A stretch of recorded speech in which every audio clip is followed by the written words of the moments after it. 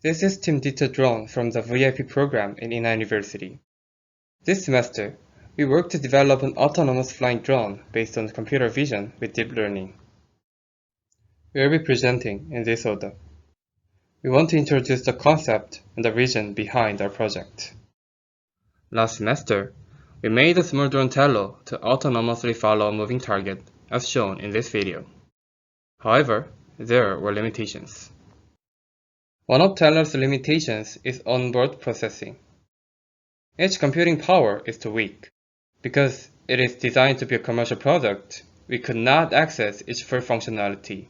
So, we sent a drone camera's image to a ground station computer. Then, the computer performed image processing by deep learning. And then, to the drone, it transmitted back on control order.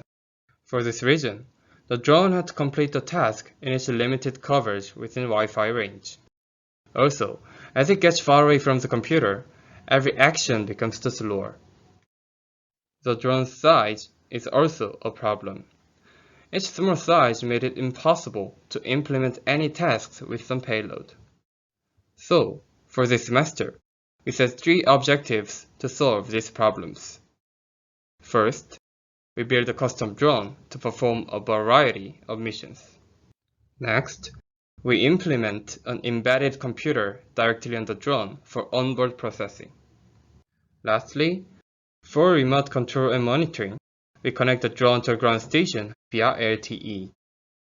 Now we would explain how we progressed in this semester.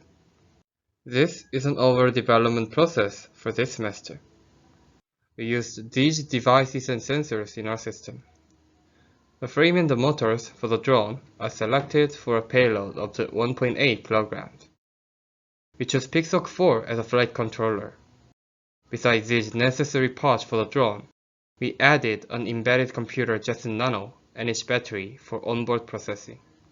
We built our own control algorithm in Python, and it is executed on the Ubuntu environment on Jetson Nano. The algorithm's control orders are transmitted by MAV SDK via MAVLink protocol. So PX4, the firmware in our flight controller, could control the motors on the drone. The mission order is sent from the ground station through OpenVPN to the Jetson Nano. This page shows the scenario we aim to develop. In our mission, the drone's camera captures the target on the ground, and it rotates itself following the movement of the target. The position of the drone needs to be fixed in this process. The target is detected with a deep learning model, DetectNet, developed by NVIDIA. Also, we implemented PID control on the error between the center of the camera frame and the bounding box of the detected object in pixels. This loop outputs the desired yaw value for every instant, and all this operation is processed onboard. We firstly assembled our drone from scratch and tested a manual flight to tune the control parameters. Then, to firmly set up Jetson Nano and its battery upon the drone frame, we designed and printed the mount in 3D. To safely develop object detection and corresponding control algorithms, we used Gazebo. In this simulation environment, we developed and tested software to control the drone based on computer vision. From the drone's camera, every frame is directly processed in Jetson Nano to identify the target object. We applied PID control on its center coordinate to yield the desired yaw for the instant. For the communication between the drone and the ground station, we built an OpenVPN server to connect each other through the internet. In this environment, we used ROS to send and receive data between the drone and the ground station. In this ground station software, we can click the command in the GUI to transmit an order to the drone. Now, we are going to show the outcome of our project. We succeeded in controlling a drone in a simulation. In this demo video, a person is detected by the camera on Jetson Nano. And as described earlier in the presentation, desired yaw value is calculated on it. Then the drone in the simulation environment is controlled to change its orientation. Then, we transfer the same algorithm into the real-world drone we made. Jetson Nano successfully took full control of the drone and connected it to the ground station.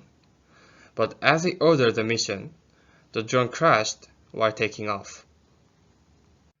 In conclusion, we analyze our failure and suggest future works for this project. The first problem was the drone's payload.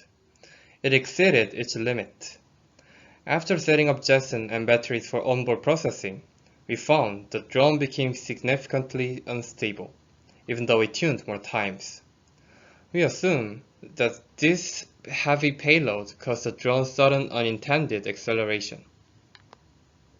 Also, there were differences between the drones in the real world and the simulation environment.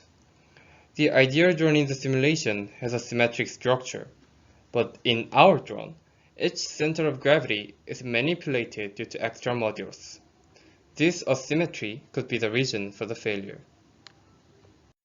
Last, our frame is vulnerable to small defections. It takes a long time to maintain and repair each part before any test flight. This increased the overall development time so that we could not test it more times. Regarding these problems, we suggest 3 points to be improved for our project. First and foremost, we will study how to transfer the algorithm in the simulation to the real world. There are a lot of differences, such as the position of submodules and extra load for them. Second, we are going to implement more features in our algorithm. For this time, we only used object detection, but will progress into object tracking for more advanced tasks. Lastly, we will design our frame for the drone to make it easier to repair by 3D printing. In summary, we built a custom drone with onboard processing. The deep learning-based object detection was used to control the drone's orientation, and we successfully developed it in a simulation environment. However, due to inexperience in real-world handling, actual field tests did not yield satisfying results. But we believe we have shown the possibility of an autonomous drone with onboard processing. This is end of our presentation. Thank you.